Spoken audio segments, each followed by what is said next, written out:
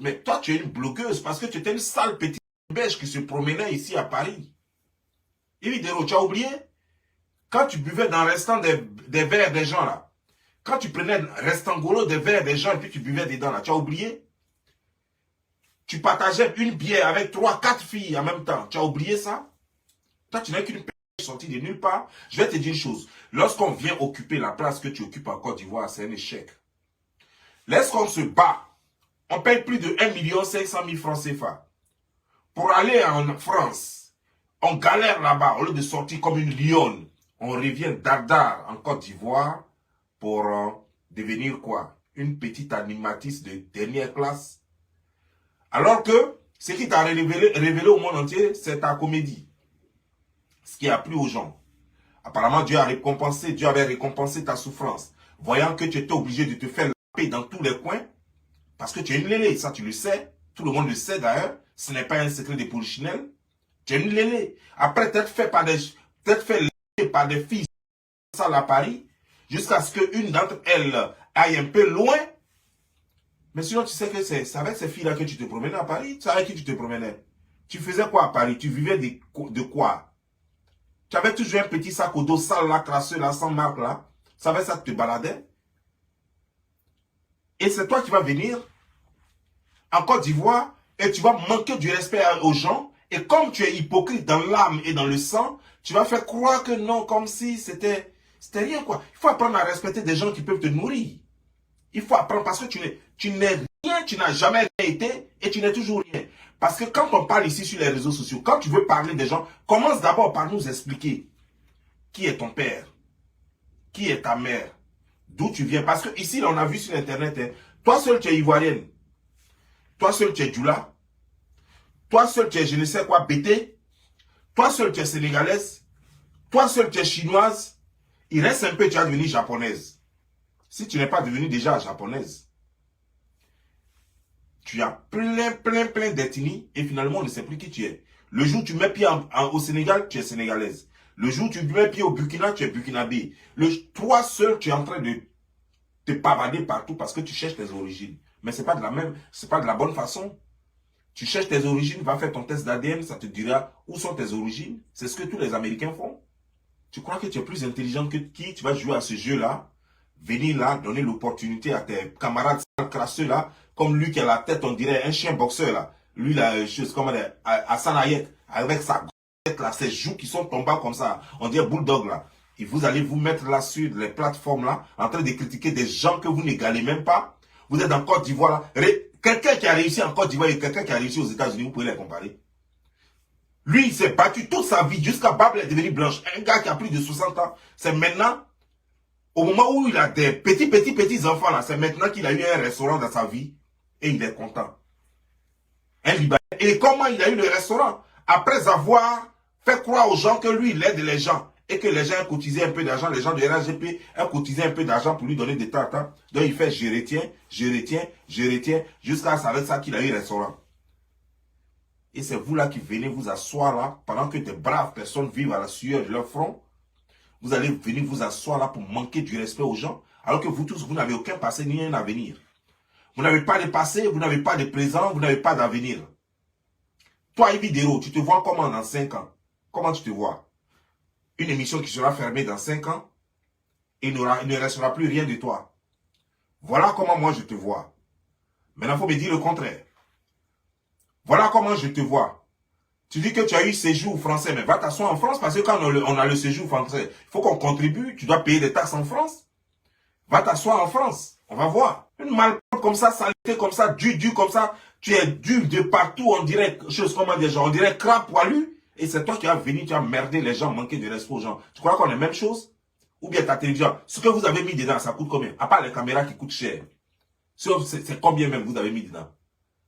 C'est combien même?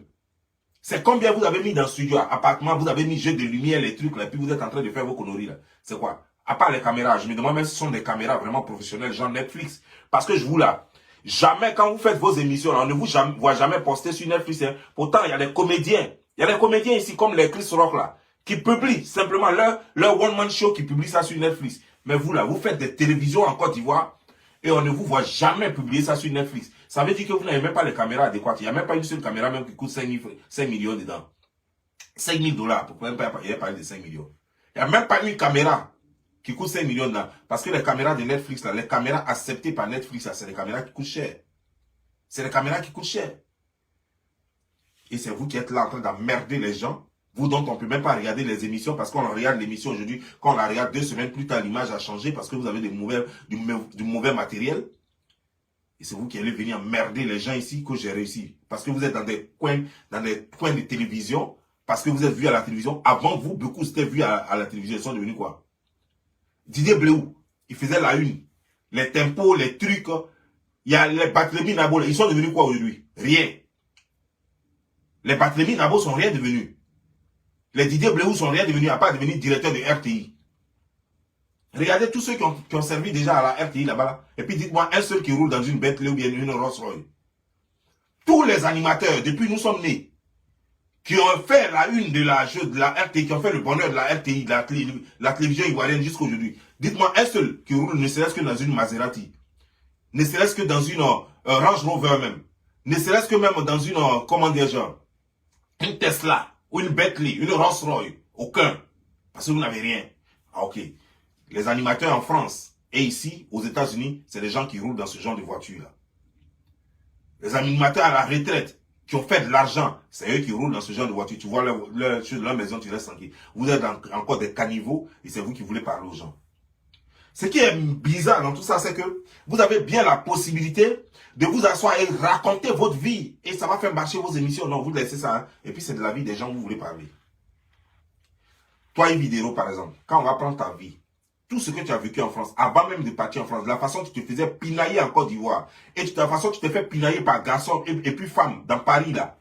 Les femmes t'ont léché, les garçons t'ont mougou. Jusqu'à parce que tu n'avais même pas un dortoir fixe. Parce que, dis-moi, une fille qui est à Paris, une fille qui vit à Paris, tu faisais quoi tard chez ta camarade?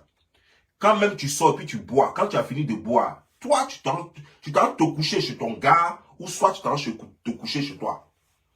Voilà comment ça se fait. Toi tu es parti dormir chez Lélé, pourquoi? Champion de Léléa.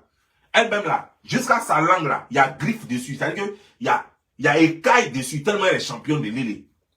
Jusqu'à elle-même elle affirme qu'elle est Lélé. Toi, tu t'es endormi avec elle, pourquoi? Tout le monde la connaît dans Paris, là, comme Lélé. C'est une vieille mère de Léléa. Elle a fini à Lélé. Elle est garçon, belle femme. Tout le monde connaît ça. Toi, tu t'es endormi chez elle par rapport à quoi?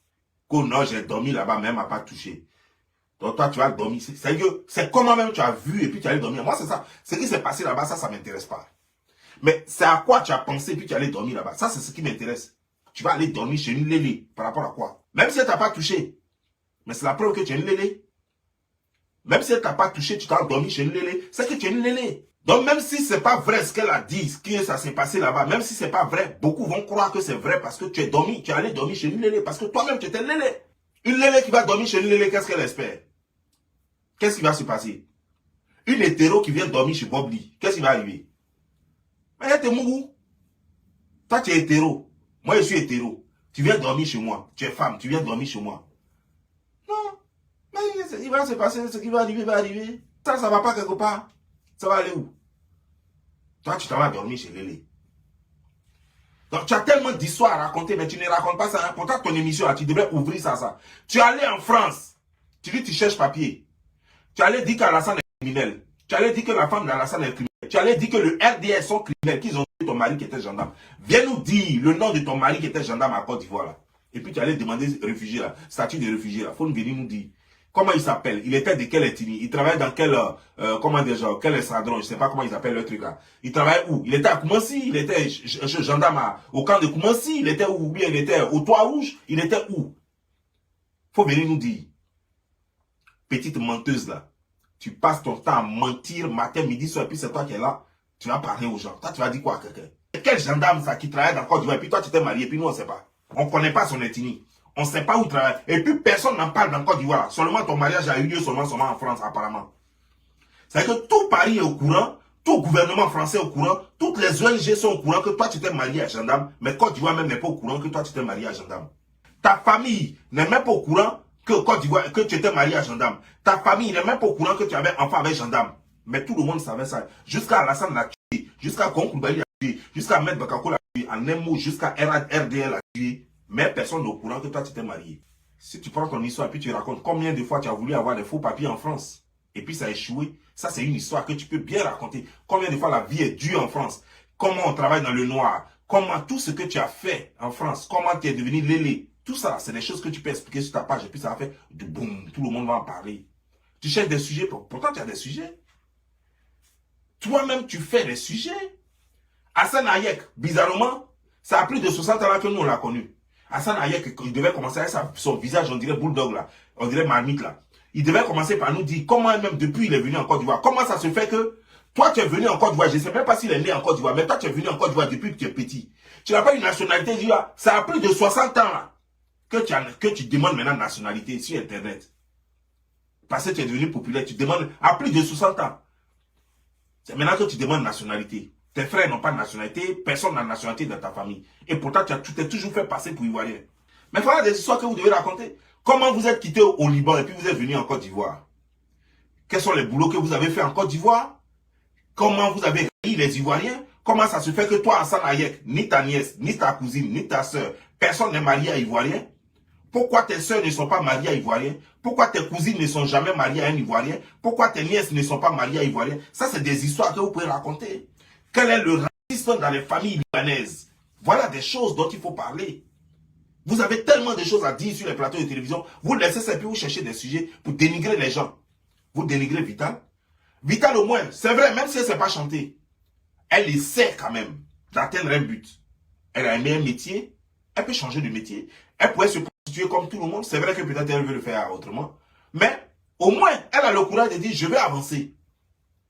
Et ça là, je crois que n'importe qui comme moi, par exemple, devrait l'encourager. Même si tu reconnais, parce qu'il faut dire les choses comme il se doit. Il faut avoir le courage de dire à quelqu'un, tu ne sais pas le faire. Pour que la personne dise que, ok, comme on dit que je n'ai pas réussi ça et que je ne sais pas le faire, je vais multiplier des fois et je vais le faire bien. Je prends Didier Drogba en exemple. Didier Drogba, on lui a dit que c'est pas football, il devait aller jouer basket. On lui a dit que non, football, c'est pas pour lui. Comme on l'a tellement humilié, tellement frustré dans le football, qu'il a commencé à travailler sur lui. Parce qu'il était dur, gaillard, il ne pouvait rien faire. On l'a tellement humilié qu'il a commencé à travailler dur sur lui jusqu'à ce qu'il est devenu vraiment un bon footballeur. Donc si toi, Vital, laisse ces connasses là qui ont échoué dans leur vie et qui veulent te voir échouer dans la tienne,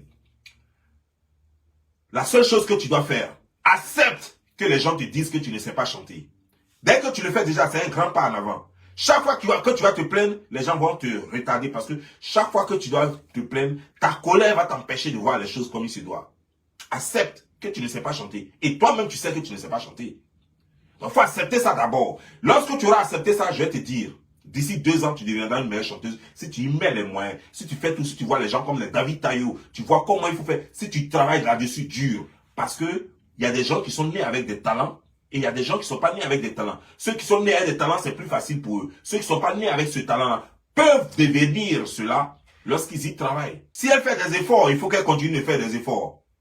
On me dit que tu fais des efforts. Et il faut continuer de faire des efforts. C'est que ça ne suffit pas. Si les gens continuent de dire encore que tu ne sais pas chanter, c'est que ça ne suffit pas. Tu dois multiplier encore les efforts. Tu dois te prendre un professeur de musique. Quelqu'un qui va t'apprendre à travailler ta voix, à travailler les trucs. Il faut apprendre. Et puis, il y a une chose. Ta voix peut ne pas être bonne pour le genre de musique que tu veux faire, mais ta voix peut être bonne pour un autre genre de style musical. C'est ça le problème. Si on te dit que tu ne sais pas chanter, peut-être que c'est dans ce style-là qu'on te dit que tu ne sais pas chanter. Mais si tu prenais un autre style, tu allais voir que tu allais avoir une bonne voix dedans. Les Zouglumans, par exemple, n'ont pas besoin de belles voix pour chanter. Ça, c'est juste un exemple que je te donne. Les Zouglumans n'ont pas besoin de belles voix pour chanter parce qu'on a besoin juste d'entendre ce qu'ils disent. C'est juste un exemple. Il y avait aussi, ici aux États-Unis, ici, il y avait des musiques là, où les gens n'ont pas de belle voix, mais la musique, ça allait avec le genre musical qu'ils voulaient faire. Donc, si on te dit que tu ne sais pas chanter, change de style. Change de style musical et tu verras que ça ira. Parce qu'il ne faut pas permettre à ces pêches de Yves Dero de te foutre de toi. Voilà, une Yves Dero par exemple, qui toi, ton mec l'a dragué avant, et elle dit qu'elle a refusé. C'est elle qui dit qu'elle a refusé, parce que la vérité est là. On ne sait pas. Hein. Le monsieur a dit, on a posé la question à Marco. Marco dit, elle a refusé, mais on dirait qu'elle n'a pas dit oui, elle n'a pas dit non. Puis c'est resté comme ça. Aujourd'hui là, toi tu allais dire oui à Marco. Tu es avec Marco maintenant. Et c'est en ce moment qu'elle les trouve pour te détruire. Alors qu'elle sait très bien que tu as un Marco. Il faut savoir que c'est jalousie, parce que ce n'est pas sa première fois de faire la jalousie sur sa plateforme là, dans son émission. Elle a déjà fait jalousie avec une fille qui disait qu'elle sortait avec, comment dire, un gars de RHDP là, comment il s'appelle là? Oh, ce vieux là. Adama Bitogo. La femme disait qu'elle sortait, que son parrain c'était Adama Bitogo. Elle dit, ah, donne-nous le même parrain. C'est qu'elle a été foncièrement méchante, égocentrique, égoïste. C'est que tout doit tourner autour d'elle. Même elle fait parole avec des gens qui viennent là, qui ne savent même pas qui ne connaissent pas ses relations. Donc, qui vient, elle pose des questions, les gens répondent. Dès que ça tombe sur pour elle, elle commence à faire parole sur la scène. Mais il faut éviter. Il faut éviter ce genre de personnes. Parce que, sache que Yves Dero a été toujours fond de Marco. Et elle s'est dit que, ah ben, parce que jusque-là, elle n'est pas mariée, elle n'a même pas proposition, elle n'a même pas fiancée. Elle n'a même pas proposition de fiançailles. Proposition de fiançailles. Elle est vitale, tu m'entends? La go là n'a pas proposition de fiançailles. Toi, tu es déjà fiancé, tu vas te marier bientôt. Le même gars qui t'a dragué, l'a dragué. Le même gars là. C'est-à-dire que vous deux, il vous a aimé. Peut-être que parce que vous avez beau teint noir, elle est la teint noire, il doit aimer les filles noires. Donc, il a dragué et il t'a dragué. Toi, tu as dit oui. Elle, dans son temps là, elle voulait le faire quelque chose pour bouffer son argent. C'est-à-dire que c'est le genre, les escrocs, la fille escroc là. Elles ne disent jamais non, elles ne disent jamais oui. Et qu'elles ne vont pas te dire non, carrément, et puis tu vas te retirer, tu vas t'asseoir. Elles ne vont jamais te dire oui aussi, mais elles vont te soutirer. Quand elles ont besoin de quelque chose, elles vont t'appeler. Elles ont besoin de temps, elles vont t'appeler. Leur bill, leur téléphone est gâté, elles vont t'appeler. Leur facture de téléphone est là, elles vont t'appeler. Leur maison n'est pas payée, elles vont t'appeler. C'est-à-dire qu'elles vont te saigner jusqu'à toi-même, tu as dit non, go là même, je laisse. Donc, elle n'a pas dit oui, elle n'a pas dit non à Marco. Et puis toi aussi, à Vital. Tu t'en vas, tu es toujours dans le milieu de brouteurs. Elle était à Paris, là-bas, elle était dans le milieu de brouteurs. Marco, je ne sais pas si c'est un brouteur, mais toujours est-il que les gens du coupé de carrière, c'est des brouteurs. Toi, tu cherches une vie bien, quelqu'un qui va te produire. Tu crois que le brouteur peut te produire? Tu as besoin de quelqu'un qui va prendre ta carrière en main, qui va te lancer, qui va faire quelque chose avec toi. Tu t'en vas prendre une organisation de brouteurs dans coupé de carrière. Alors que toi-même, là, quand tu regardes coupé de carrière, le seul qu'on dit qu'il a réussi d'abord, des gens m'ont dit hier que non, même il n'a même pas réussi. Mais le seul qu'on dit qu'il a réussi dedans, c'est chose, comment dire, c'est Mola. À part lui, là, tous les autres, là, c'est bouche. Ils ont tous échoué. Donc, comment tu peux rentrer dans un truc où toi-même, tu sais qu'il n'y a pas l'argent dedans? Attends, pourtant, tu n'es pas vilaine. Moi, je ne sais pas, bon, quand je vois tes photos, c'est toujours un filtre, mais je crois que tu ne dois pas être vilaine. Parce que moi, je t'ai jamais vu, vraiment, je t'ai jamais vu. Bon, je sais que toi, tu dois être très noir. Bon, voilà, c'est tout. Tu es le genre, tu ne postes jamais des photos où on te voit toi-même. C'est toujours un filtre. Tu as les mêmes vidéos que tu as fait là encore. Il y a plein de lumière, un filtre dedans encore. Donc, je ne sais même pas si c'est Zera qui est derrière ou bien chose. Donc, tu vois, c'est trop compliqué pour te défendre, mais ou bien pour te parler. Donc, mais ce qui est sûr, c'est que tu n'es pas une fille vilaine. Je crois bien ça. Mais si tu te laisses manger par les gens comme les Makoso là, tu t'en vas à 5 h du matin pour demander l'argent à Makoso qui va te toucher derrière. Qui va te marier après ça?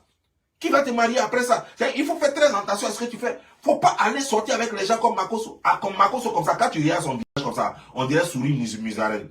Quand tu le regardes comme ça, on dirait une biche. C'est-à-dire que son vieillard, on dirait une biche battue à 5 h du matin.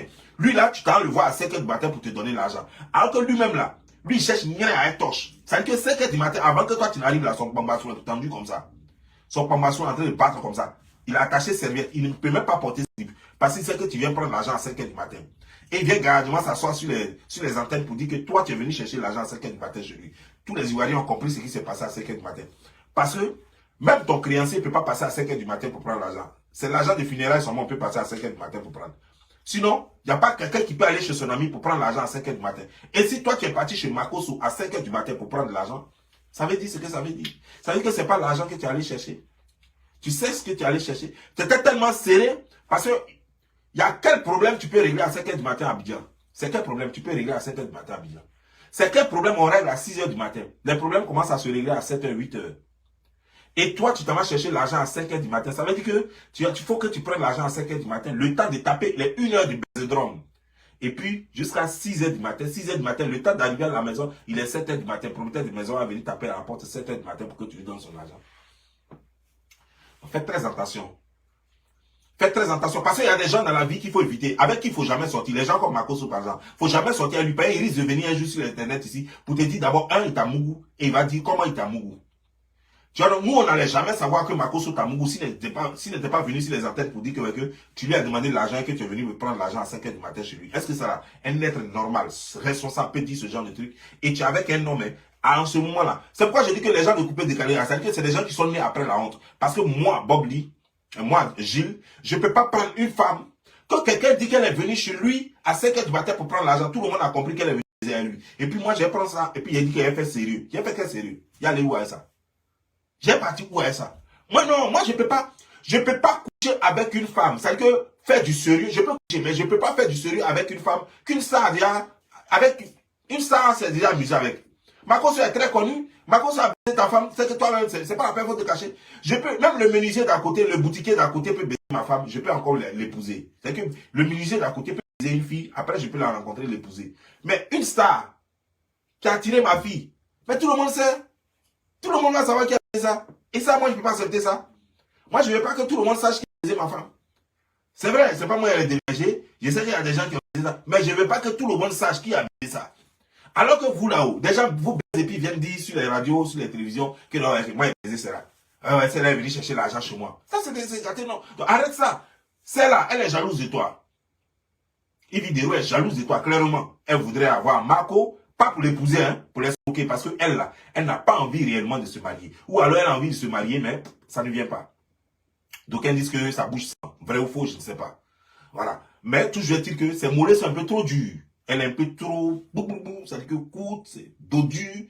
Et c'est pas fait pour un bon mariage, voilà. Parce qu'une femme doit être mou, souple, voilà. Quand une femme est trop dure, et puis tu parles, et puis tu allonges ta bouche pointue, là, c'est pas bon. Ça me fait mal parce que quand je vois mon boy venir à la télévision me manquer de respect, je ne peux pas accepter ça. Quand je vois celui normalement qui doit laver ma voiture chaque matin, venir à la télévision, acheter comment des genres, une veste de 2500 francs CFA, comment des genres, dans un tournois à jamais, et puis venir à la télévision, et puis me manquer de respect, ça, je suis très loin d'accepter ça. Je ne peux pas accepter que quelqu'un qui a tête, on dirait agouti, sa tête est devenue chauve. Normalement, on dit que les gens chauves sont intelligents. Oui, nous comme ça. Les gens chauves sont normalement intelligents. Il suffit de voir les hashtags et les trucs. Vous voyez les photos des gens. C'est des gens chauves comme nous. C'est très intelligent. Mais il y a des gens comme lui, par exemple, qui font l'exception. Parce qu'il y a toujours une exception qui confirme la règle. Des gens chauves qui sont très bêtes comme lui. Et il est vraiment très bête. Il n'y a rien d'intelligent. C'est pourquoi je vous dis que l'école est bon. Lui, il est venu, il ne connaît rien en chose en arabe. Ça veut dire qu'il n'a même pas essayé de faire arabe là. Il ne connaît rien dedans. Il n'a pas fait école coranique. Il n'a pas fait école francophone. Il a appris français en écoutant les Ivoiriens parler français. Et il ne connaît rien. Dans sa tête, il n'y a même pas bac, il n'y a rien. Parce qu'il est toujours dans son coin. Ce n'est pas pour aller fumer chicha avec ses camarades libyens. C'est pour aller manger shawarma. Après, c'est pour aller jouer au petit poteau avec quelques Ivoiriens. Après, il va dire en Côte d'Ivoire. Et voilà toute sa vie, ça. Des hommes qui ne permettront jamais à un Ivoirien d'épouser leur nièce, leur soeur, leur cousine, leur tante, mais qui disent qu'ils sont trop contents d'être Ivoiriens. Moi, ça me fait mal parce que vous allez aller au Liban, vous ne verrez pas un seul noir qui a la nationalité libanaise. Et quand les gens viennent en Côte d'Ivoire, on va trouver au moins plus de 100 Libanais qui ont la nationalité ivoirienne. Il va falloir à un certain moment que la réciprocité s'impose parce que je ne peux pas accepter que je parte. Moi, je suis Ivoirien. Je pars au Liban, j'y trouve des Libanais rien qu'avec le corps clair. Et je viens en Côte d'Ivoire, les Ivoiriens sont supposés être noirs et je vais trouver des Ivoiriens à la claire. Je ne peux pas accepter ça. Je ne peux pas accepter ça. Je ne peux pas accepter des Ivoiriens. Et quand je vais au Liban, je ne trouve pas un seul noir libanais. Un seul. Il n'a pas dit deux, je n'ai pas dit trois. Ça, mon cœur ne peut pas accepter ça. C'est une injustice déjà. Pour moi, c'est une injustice. Et cette injustice, je ne peux pas l'accepter. Je ne peux pas venir en Côte d'Ivoire, voir des gens qui sont là, qui sont assis là, en train de prendre du café, et puis qui disent fièrement qu'ils sont Ivoiriens, qu'ils ont les mêmes droits que moi. Et puis j'ai dit, ah, mais bien sûr, frère, comment ça va? Ça va bien, tout. Et puis on se tapote, on se papote. Et puis après, je prends mon avion, je descends, je dis, mais tu es de quelle origine? Il va me dire, je suis originaire du Liban. Je dis, ok. Et je prends mon avion, j'arrive au Liban, et je ne vois même pas, je fais le tour pendant 6 mois, et je ne vois même pas un seul, je ne vois même pas Ivoirien. Mais je dis, non, qu'il soit Libanais. Je ne vois pas ça. Mais ça, c'est un coup d'État. C'est vous qui cherchez les coups d'État. Ça, c'est un coup d'État contre mon pays. Ça, c'est une atteinte à la sûreté de l'État. Ces gens-là commettent des attentats contre mon pays chaque jour. Ils veulent nous remplacer. Voilà les Tunisiens qui disent aujourd'hui qu'on veut remplacer la population tunisienne par les Noirs. Mais eux, ils le disent mal parce que jusqu'à présent, aucun Tunisien n'a donné la nationalité à un Ivoirien, à un Nigérien, en tout cas à un Noir. Aucun gouvernement tunisien n'a donné la nationalité à un seul. Et pourtant, venez voir en Côte d'Ivoire, il y a des Tunisiens qui ont la nationalité ivoirienne. Allez-y au Nigeria, il y a des Tunisiens qui ont la nationalité ivoirienne. Allez-y au Cameroun, il y a des Tunisiens qui ont la nationalité camerounaise. Allez-y au Congo, vous allez trouver des Tunisiens qui ont la nationalité congolaise. Et pourtant, c'est eux qui se plaignent. Et pourtant, nous sommes bien placés pour dire que ceux-là veulent nous exterminer et qui veulent tout prendre chez nous. Mais nous ne le disons pas. Nous vivons avec eux, nous rions avec eux, nous leur donnons les papiers dont ils ont besoin. Et ils se pavanent. C'est ça, j'appelle à l'attentat. Vous parlez de choses. Mais c'est ça les vrais coups. Et nos gouvernements ne sont pas capables de comprendre ça. À un certain moment, la réciprocité doit s'imposer.